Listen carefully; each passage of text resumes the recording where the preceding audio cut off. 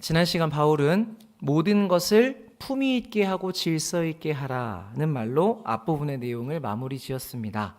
우리가 그 말씀을 새해 첫날 나누었는데 이제 한 2주 정도 지났거든요. 여러분 어떻게 2025년은 품위 있는 한 해로 질서 있게 시작을 하셨습니까?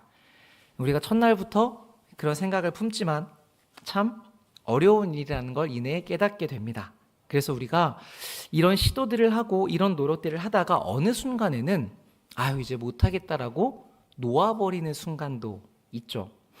와서 말씀을 듣고 이야기를 들을 때에는 다시 해봐야지 하다가도 또 집으로 돌아가서 안 되고 또 현장으로 돌아가서 안 되고 또 와서 말씀을 들으면서 또 다시 해봐야지 라고 하다가 또 안 되는 자기의 모습을 보면서 이런 수차례 참 지긋지긋한 반복 가운데 언제까지 이래야 되나, 이번에도 다짐해봐야 또 안 될 것 같은데 할 필요가 있나 하는 생각에 다시 해보겠다는 시도를 멈추는 때도 있습니다. 한 번만 그런 게 아니라 우리의 삶에는 여러 번 그런 일들이 있고 또 누구만이 아니라 모든 사람이 다 그런 일을 겪게 되죠. 자, 그런데 그때마다 우리가 말씀을 보고 들으면서 내가 이 하나님의 말씀대로 살아야겠다는 생각을 가지는 것만으로도 이게 참 기적과 같은 일이라는 부분을 생각할 필요가 있습니다. 왜냐하면 여러분 사실 세상은 누구도 이 하나님의 말씀대로 살아야겠다고 생각하지 않기 때문입니다. 자, 지금 이 순간만 잠시 우리가 배워왔던 하나님의 말씀을 빼놓고 생각을 해보겠습니다. 이 세상에서는 내가 잘하면 잘하는 것을 드러내고 자랑하는 게 당연한 일입니다. 오히려 내가 이만큼 잘하면 이렇게나 잘한다고 더 부풀려서 이야기를 해야 됩니다. 그래야 기회도 많이 주어지게 되고 그래야 내가 더 많이 올라갈 가능성이 생기죠. 그러니까 세상에서는 이렇게 안 하는 사람이 바보입니다. 또 예전에는 지금 열심히 개미처럼 일해서 나중에 노후가 되면 배짱이처럼 편히 지내야겠다라고 생각했지만 사실 시간이 지나서 살아보니까 그렇게 되지 않는다는 걸 알게 됩니다. 그래서 요즘 시대는 나이가 들어서 기운이 없고 그러면 맛도 못 느끼고 놀러 다닐 힘도 없다라고 하면서 오히려 젊을 때 힘 있을 때 먹고 놀아야 된다고 이야기를 하죠. 그래서 가능하면 미슐랭 같은 맛집 같은 곳에 가서 맛있는 음식들로 배를 불리고 또 즐거운 일을 찾아서 몸이 좋아하는 쾌락을 즐길 수 있는 것들을 하라고 가르치고 있죠. 그러니까 그러다 보니까 결혼도 자기의 만족을 위해서 나를 더 채우려고 합니다. 또 나한테 주어져 있는 힘과 권리는 그게 아무리 작은 것이라도 최대한 다 써먹어야 되기 때문에 조금만 문제가 있어도 컴플레인을 하고 고소를 하고 정 안 되면 민사로 끌고 가서라도 어떻게든 귀찮게 해서 돈을 받아내라고 하죠. 자, 여러분 이게 우리가 세상에서 많이 들을 수 있는 이야기인데 잘 생각해 보시면 이렇게 사는 방식이 틀렸다고 이야기할 수 있습니까? 옛날에는 그러면 안 된다라는 생각을 가지고 있지만 세상을 살다 보면 이게 그렇게 틀렸다고 말하기는 어려울 수 있겠다라는 걸 알게 됩니다. 우리가 배운 하나님의 말씀을 빼놓고 생각한다면요. 그래서 세상에 많은 사람들이 다 이 길을 따라서 살려고 하는 것이죠. 그러니까 우리도 예수님을 알지 못했다면, 하나님의 말씀이 진리라는 것을 선물로 받지 못했다면 똑같이 그런 가치들을 따라서 살아가고 있었을 겁니다. 조금 더 심각하게 말한다면 우리는 그 모든 것을 은혜로 받았음에도 불구하고 지금도 그런 영향에서 자유롭지 못할 정도이니까 이 세상의 원리가 얼마나 강한 것인지를 알 수 있죠. 자, 그런데 여러분 그렇기 때문에 우리가 너희는 그렇게 살면 안 된다라고 하는 이 말씀을 들으면서 그래 내가 이렇게 살면 안 되지 라는 마음이 드는 게 얼마나 큰 기적인지를 생각하셔야 됩니다. 이 이야기를 들어도 그렇지 않은 사람들이 태반입니다. 세상 사람들만 그렇지 않다는 이야기가 아니라 교회 안에서도 이 말씀을 들으면서 그렇게 살겠다고 다짐하는 사람들이 많지 않다는 것이죠. 자, 그런데 어떻게 우리의 마음에는 이 말씀대로 사는 게 당연하지, 맞지, 그래야지라는 생각이 아주 당연하게 들 수 있는 것입니까? 이 길이 잘 안 되는 길, 그래서 힘든 길이라는 걸 뻔히 알면서도 우리는 왜 이렇게 살아보겠다고 결단하고 도와달라고 기도하면서 애를 쓰고 있는 것일까요? 앞에서 말씀드린 것처럼 못 해내겠다, 야, 또 시도해도 못할 것 같은데 라는 생각이 드는데도 불구하고 왜 우리의 마음 속에는 그래도 저렇게 살아야 하는 게 맞는데 라는 생각이 자리를 잡고 있는 것일까요? 그것은 우리에게 부활이 있기 때문입니다. 부활이 없다고 한다면, 그래서 이 땅의 삶이 전부라면 우리는 애써서 이렇게 살 필요가 없습니다. 내가 원하는 것을 하면서 살아야 되고, 세상이 이야기하는 것처럼 지금의 시간을 가장 즐기기 위해 노력하면 되겠죠. 왜냐하면 죽으면 끝이니까요. 그래서 바울도 우리가 바라는 것이 이 땅의 삶만이라면 우리가 모든 사람 중에서 가장 불쌍한 사람이라고 이야기하지 않습니까? 그러나 우리에게는 부활이 있습니다. 예수 그리스도가 살아나셔서 첫 열매가 되어서 증명해내셨고, 그 뒤로 우리에게까지 전달된 복음의 내용이 바로 이것이죠. 우리는 그 내용을 잘 알고 있고 그것을 어디에서든 이야기할 수 있습니다. 문제는 우리가 삶의 자리에서 이 부활을 살아내야 한다는 점을 잊어버리고 지낸다는 것이죠. 당장 우리에게는 시급하게 처리할 문제가 너무 많기 때문에, 지금 이 일을 해결해야 되는 게 너무 급하기 때문에 우리는 부활을 잠깐 미루어 두고 사는 것이죠. 그래서 바울은 오늘 이 부활장의 1절을 이렇게 시작합니다. 15장 1절입니다. 형제들아, 내가 너희에게 전한 복음을 너희에게 알게 하노니 이는 너희가 받은 것이요 또 그 가운데 선 것이라. 자, 여러분, 이 표현을 따르면 고린도 사람들은 복음을 받은 사람들입니까? 아닙니까? 이는 너희가 받은 것이라고 이야기하죠. 그러니까 이 고린도 사람들은 복음을 가지고 있었습니다. 바울이 예전에 이 사람들에게 그리스도의 죽음과 부활을 전했고 이들은 그 복음을 받았죠. 뿐만 아니라 그 복음 가운데 지금 서 있다라고까지 이야기를 합니다. 그래서 이곳은 교회였죠. 그러니까 이 사람들은 복음 밖에 있는 사람이 아니라 복음 안에 있는 사람들이었단 말이에요. 그런데 바울은 그들에게 뭐라고 이야기하냐면, 내가 너희에게 전한 복음을, 너희가 받은 그 복음을 내가 알게 한다라고 표현합니다. 그럼 이게 무슨 뜻입니까? 너희가 복음을 받기는 받았는데 잘 모르고 있으니까 제대로 알 필요가 있다는 의미겠죠. 자, 보통 우리는 받으면 되었다라고 생각하는 경향이 있습니다. 누군가가 예수 그리스도를 영접했다? 그러면 되었다. 누군가가 복음을 받아들이고 교회 안에 들어왔다? 그러면 된 거다.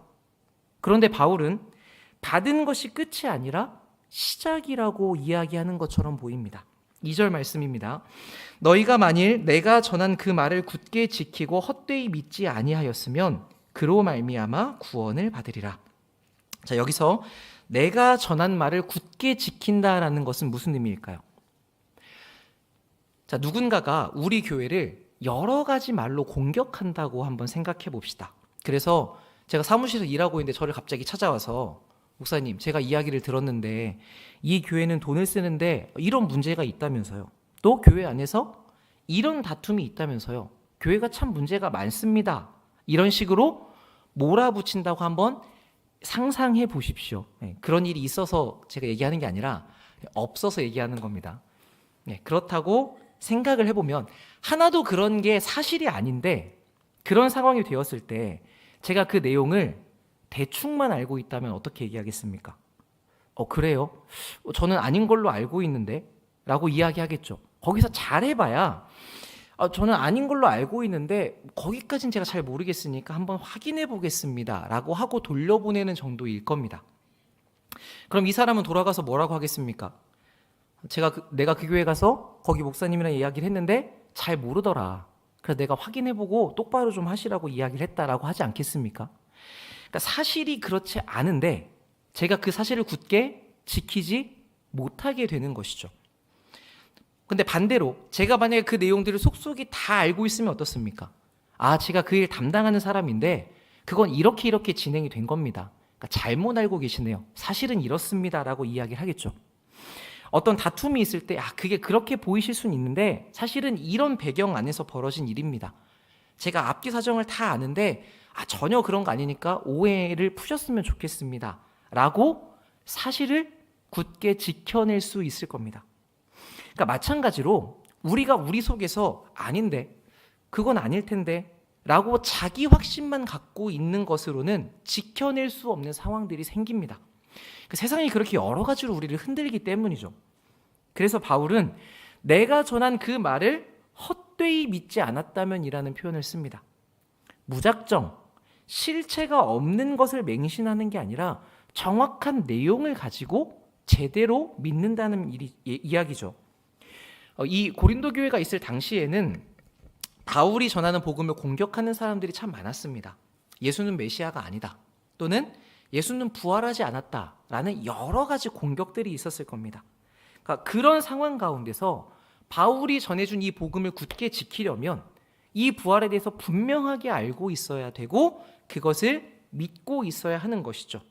그러니까 바울은 너희가 복음 안에 들어와서 그게 끝이 아니라, 거기 섰다고 해서 다 된 것이 아니라 그걸 굳게 지켜가기 위해서 너희가 받은 게 무엇인지를 잘 알 필요가 있다고 이야기를 하는 것입니다. 그래서 바울은 3절부터 이어서 자기가 전한 복음을 다시 설명합니다.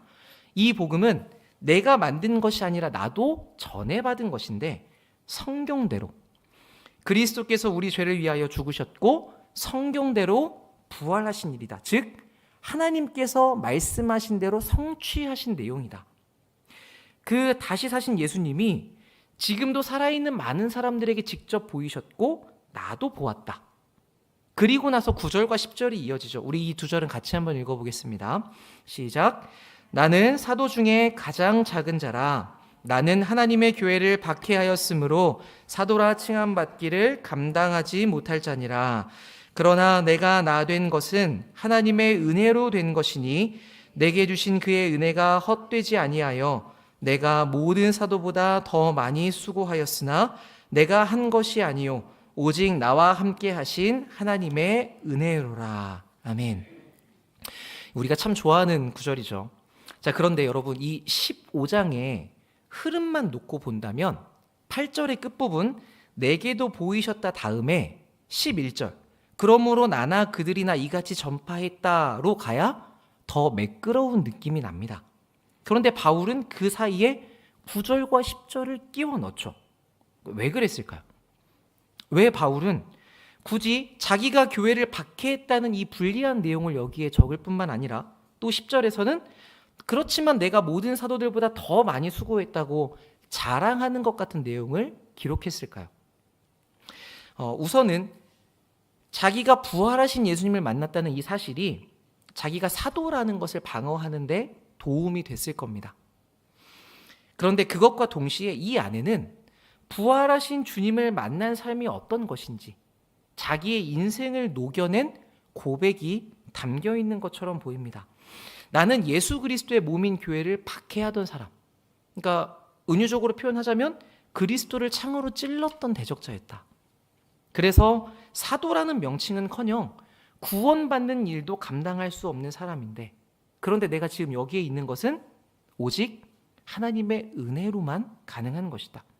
이 은혜, 구체적으로 무슨 은혜냐면 부활하신 예수 그리스도를 만나고 그 부활에 동참하게 되었다는 이 놀라운 선물은 말뿐만이 아니라 실제적인 것이어서 내 삶에 헛되지가 않아서 내가 모든 사도들보다 더 많이 수고했다. 즉 내가 열심히 했지만 그 모든 것은 다 무엇이다?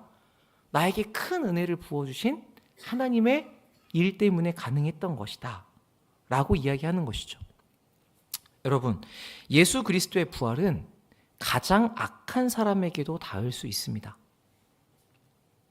하나님은 그렇게 그 사람을 자기의 생명에 연결해 주시죠. 이게 부활이 담고 있는 의미입니다. 그래서 우리가 부활 생명을 가진 사람으로 이 땅에 살아갈 수 있는 것이죠. 그러니까 이 부활 생명을 가지고 살아가는 것이 무엇인가, 우리가 이제 좀 애매한 그림일 수 있는데, 그래서 제가 사진 한 장 가져왔습니다. 원래는 세상은 이렇게 생명이 없는 땅인 거예요. 우리도 다 이렇게 살고 있었고 모든 사람들은 다 이렇게 살고 있습니다. 그런데 여기에 그리스도께서 오셔서 그 생명인 자신과 우리를 연결시켜 주심으로 이 땅에 하늘과 생명이 임하게 됩니다.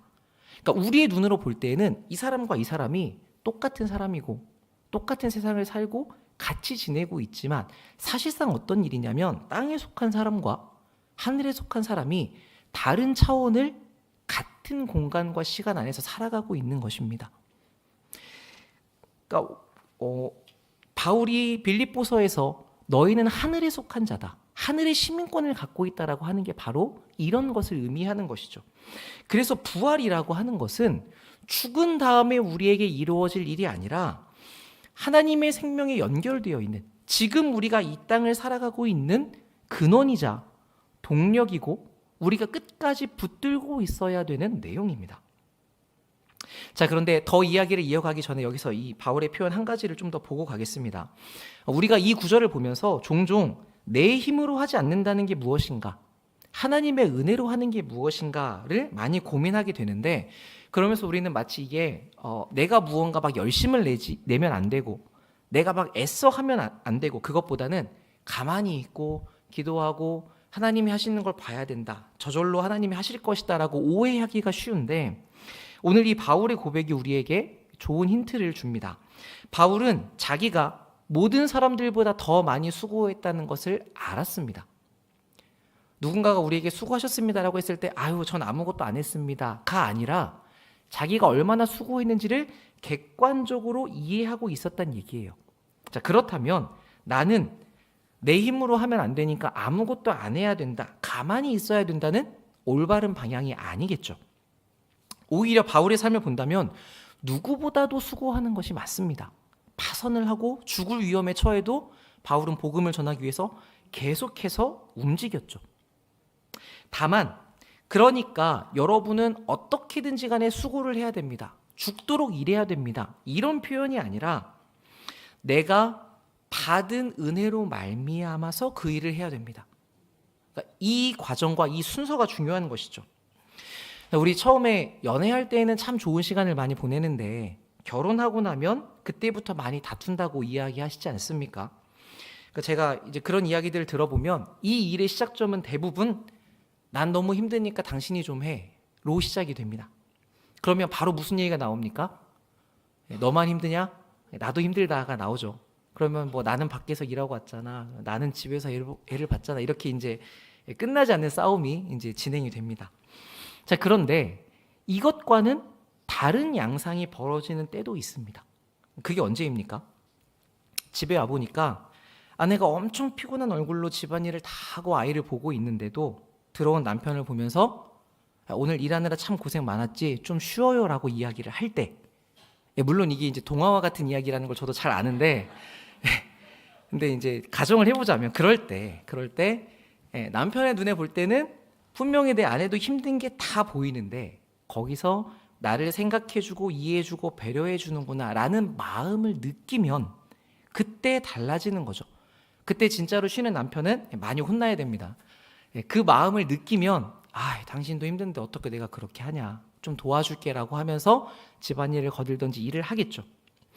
그러니까 이런 거는 당신 나랑 설거지 오늘 하기로 했잖아, 그러니까 해, 이렇게 의무로 하는 게 아니라 저 사람이 베풀어준 마음에 감동해서 감사한 마음으로 자발적으로 하게 되는 것입니다. 그러면 짜증이 아니라 감사와 기쁨으로 그 일을 같이 할 수 있게 되죠. 그런데 사실 여러분들은 이것과 비슷한 행동을 하며 살아가고 계십니다. 어느 날 여러분들의 친구가 생일이라고 내가 큰맘 먹고 샀어 라고 하고 한 200만 원짜리 선물을 줬다고 해보십시오. 물론 그것도 동화 같은 이야기인데 그런 친구가 있으면 참 좋겠지만, 그런 선물을 받았다고 한다면 우리는 그냥 넘어가지 않죠. 이 친구가 나를 이렇게 생각하고 이렇게 베풀어 주었구나 라는 마음에 고마워서 꼭 무엇이라도 보답하려고 합니다. 그러니까 저는 바울이 했던 이 고백이 그런 이야기들과 비슷한 선상에 있다고 생각이 됩니다. 자기는 어렵고 고생스러운 수고를 누구보다 많이 하고 있습니다. 그런데 그건 전부 하나님이 나에게 주신 은혜가 너무나 커서, 그러니까 내가 그걸 조금이라도 갚겠다가 아니라 그 마음이 나에게 너무나 감동이 돼서 감사함으로 그 일을 하는 것이죠. 그렇기 때문에 우리도 충성되어야 한다고 자기를 계속 몰아붙일 것이 아닙니다. 그런 쪽으로 가면 우리는 계속 내 힘을 짜내서 할 수밖에 없게 됩니다. 그러니까 그러다가 항상 교회를 많이 섬기는 분들이 탈진하고 많이 상처 입고 많이 힘들어서 떨어져 나가는 경우들이 많죠. 그런 때는 오히려 더 충성을 해야 돼라고 일에 매달릴 것이 아니라 나에게 주신 하나님의 은혜가 무엇이었는지를 돌아보는 쪽으로 가야 합니다. 거기에서 하나님을 생각하고 그 하나님의 사랑으로 마음을 채우려고 해야죠. 왜냐하면 우리는 그 은혜를 받았기 때문에 여기까지 온 사람들이니까요.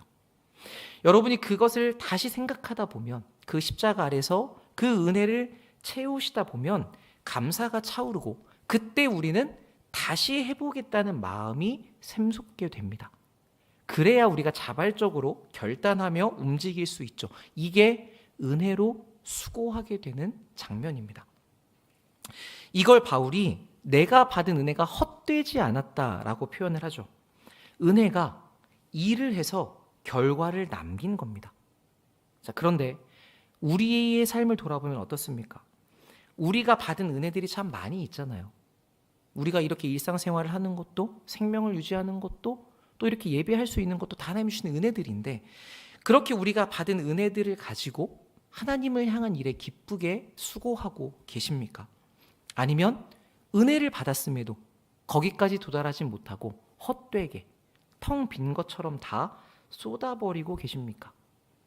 그렇다면 나에게 주어지는 은혜는 내 기분만을 좋게 만드는 것일 뿐 열매를 맺지 못하고 헛되게 낭비되고 있는 것일 수 있겠죠.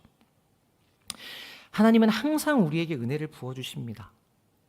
문제는 우리가 그것을 얼마나 헛되지 않게 사용할 수 있는가, 그 은혜를 잘 관리해서 좋은 열매를 맺어갈 것인가에 있는 것이죠. 자, 그런데 바울이 이 이야기를 부활하신 주님을 만났던 대목에 끼워 넣은 것은 아마도 그를 수고하게 만들었던 하나님의 은혜가 바로 이 부활에 있었기 때문인 것 같습니다. 그래서 11절이 더 강력한 의미를 가지게 되죠. 그러므로 나나 그들이나 이같이 전파하매 너희도 이같이 믿었느니라. 이렇게 말하면서 바울은 자기뿐만 아니라 사도들, 부활하신 주님을 만난 모든 증인들을 다 9절과 10절의 고백 위에 함께 올려두고 있습니다. 나나 그들이나 똑같이 주님을 만났고 똑같이 그 은혜에 감동해서 똑같이 부활의 증인이 된 삶을 살았다. 그래서 동일한 복음을 전했고 너희가 받은 것이 바로 그것이다 라고 하면서 이 고린도 교회 사람들의 삶도 다시 부활하신 예수 그리스도에게 집중을 시키고 있죠. 우리도 같은 복음을 받았습니다. 그래서 우리도 이 부활을 믿고 있죠. 그러니까 여러분들은 당연히 부활이 있다고 생각하시며 마지막 때에도 우리가 부활할 것이라고 알고 믿고 고백하십니다. 자, 그런데 그것을 믿고 고백하는 우리의 삶도 역시 같은 메시지를 이야기하고 있는지를 살펴볼 필요가 있겠죠. 우리는 부활이 보장된 사람답게 살고 있습니까? 아니, 목사님, 저는 부활을 믿습니다. 우리가 죽고 나면 예수님 재림하시면 우리의 몸이 부활해서 우리가 영원히 사는 것을 믿습니다. 자, 그런데 그것은 죽은 뒤의 일이고 지금은 부활과 그렇게 상관이 없으니 현재 이 땅에서 사는 것을 위해 애써야 되는 것 아닙니까? 이 질문이 바로 마르다가 예수님께 했던 이야기죠. 예수님, 우리 오빠 나사로가 죽었습니다. 조금 더 빨리 오셨으면 좋았을 텐데 이미 죽어버린 걸 어떻게 하겠습니까? 그러나 마지막 날 부활 때에는 다시 살아날 줄을 믿습니다. 우리가 가지고 있는 부활에 대한 이해와 비슷하죠. 근데 거기에 대해서 곧바로 예수님께서 뭐라고 말씀하십니까? 예수께서 이르시되 나는 부활이요 생명이니 나를 믿는 자는 죽어도 살겠고 무릇 살아서 나를 믿는 자는 영원히 죽지 아니할 것이다. 이것을 내가 믿느냐라고 물으십니다. 예수님을 믿는 사람들은 죽어도 다시 삽니다. 그러니까 우리의 몸은 마지막 부활의 때에 반드시 일어나게 됩니다. 그런데 그게 다가 아니라는 것이죠. 살아서 믿는 우리는 영원히 죽지 않습니다. 왜냐하면 우리는 아까 보여드렸던 것처럼 영원한 생명이신 예수님과 지금 연결되었기 때문이죠. 그래서 우리는 부활의 날을 기다리며 지금 그 부활의 생명을 가지고 살아가는 사람들입니다. 자, 근데 제가 이런 표현을 몇 번 썼는데 생각해 보니까 부활을 살아간다니 이게 무슨 말이냐, 이게 좀 추상적이고 모호하실 것 같아요. 그래서 조금 더 구체적으로 말씀을 드린다면 부활의 약속을 가지고 있는 사람답게 산다는 이야기입니다. 그렇다고 해서 여러분들 우리가 죽은 뒤에가 보장되었으니까 순교하십시오, 죽기까지 헌신하십시오, 이렇게 이야기를 드리려는 게 아니라 부활이 보장된 사람이라면, 지금 우리가 영원한 생명을 얻었다면 어떻게 살겠습니까? 이 땅에서 벌어지는 일들에 대해서 하나하나 너무 요동하지 않고 연연하지 않고 살아갈 수 있겠죠. 얼마 전에 눈이 많이 왔을 때 우리 초등부 아이들이 앞에 눈사람을 만들어 둔 걸 봤습니다. 막 추운데도 막 코 빨개져 가면서 막 열심히 만들죠. 그리고 아무도 못 건드리게 합니다. 되게 애지중지하는데 그러다가 엄마가 집에 가자라고 이야기하면 뒤도 안 돌아보고 가죠. 따뜻한 집에서 맛있는 걸 먹고 그러면서 눈사람을 생각해요? 안 해요. 눈사람을 제일 많이 생각하는 건 매일 교회에 오시는 여러분들입니다. 지나갈 때마다 보시고. 자, 그런데 아이들은 그렇게 애지중지하지만 거기에 큰 미련을 두지 않죠. 집이 있으니까. 부활이 있는 우리도 마찬가지입니다. 우리에게도 고향의 집이 있고 부활이 약속되어 있습니다. 그래서 여러분들 이 땅에서 길어야 100년 정도 사시다가 결국에는 그 영원한 영광 안으로 들어가신단 말입니다. 그렇다면 우리가 이 관점을 가지고 지금을 살아갈 수 있다면 이 땅에서 찰나의 일들이 어떻게 되고 무슨 일이 저렇게 되는 건 사실 그렇게 중요한 게 아닐 수 있죠. 근데 우리는 보통 기도할 때 어떻게 하냐면, 하나님 제가 이렇게 헌신했고 이것까지 양보하지 않았습니까? 그런데 이것만큼은 꼭 해주셔야 됩니다 라고 하는데, 부활을 바라보고 살면 그렇게 목숨 걸고 잘 되어야 됩니다라고 매달릴 만한 일이 별로 없어진다는 것을 우리가 알 수 있습니다. 자, 그러면 끝이 정해져 있기 때문에, 영광의 부활이 정해져 있기 때문에 이래도 좋고 저래도 좋으니 아무렇게나 살아도 되겠구나, 또 그것은 아니죠. 이 말은 어차피 이길 게임이라면 나는 거기에서 선수지만 드러누워 있겠다라고 하는 말과 같습니다. 그런데 그렇게 해서 이기면 우리는 그 누워있는 선수들에게 뭐라고 이야기합니까? 저럴 거면 뭐하러 선수하냐, 그만둬라. 그러니까 경기의 내용에 대해서 우리는 지적을 하죠. 결과만 보는 사람은 결과만 되면 된다고 생각하고 과정에서 선함을 만들어낼 수 없습니다. 그리고 그렇게 살면 선수다운 명예를 얻을 수가 없습니다. 그런데 좋은 선수는 결과에 연연해하지 않고 자기가 맡은 역할에 최선을 다합니다. 그러니까 우리는 그런 사람을 보면서 거기에게 감동을 받죠. 하나님이 우리에게 원하시는 부활을 소유한 자의 삶은 그런 것입니다. 끝은 이미 부활로, 영광으로 내가 만들어 두었다. 그러니까 거기에 도달하는 그 과정 안에서 최선을 다해 내 자녀다운 멋진 삶을 살아내 보아라. 이런 사람은 당장의 현실이 너무 좋다고 해서 방종하지 않고 지금의 현실이 너무 힘들다고 해서 절망하지 않습니다. 어떤 결과가 나올 일이든 간에, 어떤 현실 가운데 있던 간에 거기서 아름다움을 만들어내는 과정에 집중하기 때문이죠.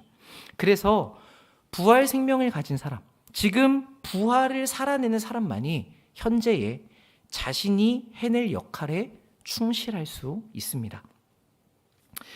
아마 성도님들 각자마다 힘들고 어려운 상황들이 있으실 것입니다. 예수를 닮아가기 위해서 우리가 자기 십자가를 지고 부인하는 일들도 그렇지만, 그런 영적인 일들뿐만이 아니라 실제적으로 지금의 현실을 살아내는 것도 힘든 분이 계실 수 있겠죠. 애써보지만 안 되고, 어떤 거는 이 땅에서 아예 해결할 수 없는 종류의 일들도 있기도 합니다. 그렇게 우리는 여러 상황들에 둘러싸여 있는데 그때마다 우리가 돌이켜서 마음을 두어야 하는 지점이 바로 이 부활에 있습니다. 지금의 문제가 해결될 것인가 아닌가라고 하는 세상이 정해놓은 경계를 넘어서 영원한 생명과 연결되어 살게 만드는 부활. 그래서 이 땅에 무슨 일이 나를 해치지 못하고 이 땅에 어떤 일도 나를 막아서지 못하며 결국 이 잠깐의 여행을 끝내고 돌아간 고향에서 우리가 영광을 누릴 것이라는 그 마지막을 바라보는 부활을 지금 살아낼 수 있어야 하는 것이죠. 그렇기 때문에 이 15절에 이 15장의 부활장의 내용이 다음과 같이 끝나는 것은 매우 합당합니다. 우리 57절과 58절 말씀 같이 한번 읽어보겠습니다. 57절, 58절입니다. 시작. 우리 주 예수 그리스도로 말미암아 우리에게 승리를 주시는 하나님께 감사하노니 그러므로 내 사랑하는 형제들아 견실하며 흔들리지 말고 항상 주의 일에 더욱 힘쓰는 자들이 되라. 이는 너희 수고가 주 안에서 헛되지 않은 줄 알미라. 아멘. 이 구절에서 고린도 사람들을 바라보는 바울의 마음이, 바울의 그 사랑이 얼마나 큰지가 느껴지는 것 같습니다. 그 어려운 현실에서, 그 힘든 삶 가운데서 사랑하는 형제들아, 견고하고 흔들리지 말고 끝까지 힘써라. 왜냐하면 우리는 지금 부활의 생명을 살아내는 사람의 한 페이지를 쓰고 있기 때문이다.